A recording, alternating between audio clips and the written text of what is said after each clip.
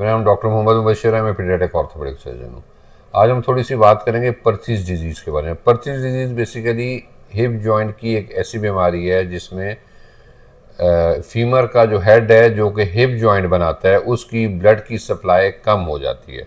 इसकी मुख्तलिफ वजूहात हैं, ठीक है। इसमें एक वजह जो है वो है कि बच्चा अगर चोट आए, उसको बच्चा अगर गिरे, तो ये भी एक वजह। इसको हम ट्रॉमेटिक एवास्कुलर नेक्रोसिस या इसको हम ट्रॉमा कहते हैं, ठीक है। और इसके साथ जब बच्चे हमारे पास आते हैं तो बच्चों को कंप्लेन होती है कि उनको हिप जॉइंट में पेन होता है और उनकी जो मूवमेंट है वो जॉइंट की वो कम होती है और वो लड़खड़ा कर चल रहे होते हैं। अब इस बीमारी की तशख़ीस जो है, जल्दी तशख़ीस, वो बहुत ज़रूरी है। अगर इस बीमारी की जल्दी तशख़ीस हो जाए तो उसमें इलाज उसका बहुत आसान भी है, और अगर इसकी तशख़ीस लेट हो तो उसमें हमें डिफरेंट तरह की सर्जरीज करनी पड़ती हैं और उसके रिज़ल्ट भी बहुत अच्छे नहीं हैं।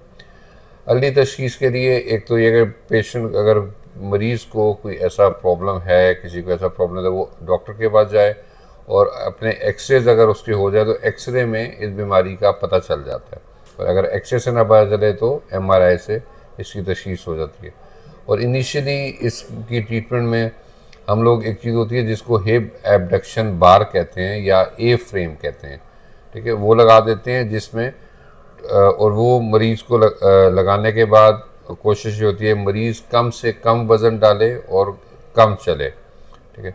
और उससे विद पैसेज ऑफ टाइम ये है कि मरीज़ के जो एवास्कुलर नेक्रोसिस है, ये जो खून की सप्लाई जो कम हुई है, ठीक है, वो बहाल हो जाती है और जोड़ बेहतर हो जाता है।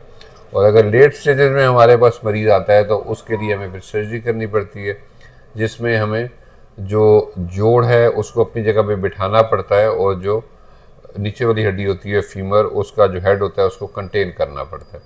उसके लिए अक्सर हमें फीमर पे हड्डी को काटना पड़ता है और उसको जोड़ना पड़ता है, और अक्सर हमें उसका जो ऊपर छत होता है वो नया बनाना पड़ता है। तो मैसेज ये है कि मरीज़ को अगर ऐसा प्रॉब्लम है कि उसको पेन हो रहा है या वो लड़खड़ा के चल रहा है और उसको अगर चोट आई है स्पेशली, और उसके हिप की मूवमेंट कम है, तो उसको डॉक्टर के पास लेके जाया जाए, उसके एक्सरेस कराया जाए। अगर ये मसला निकल आता है तो उसका बर वक्त इलाज कराया जाए। मरीज़ इस बर वक्त इलाज से मेजर सर्जरी से बच सकता है। Thank you.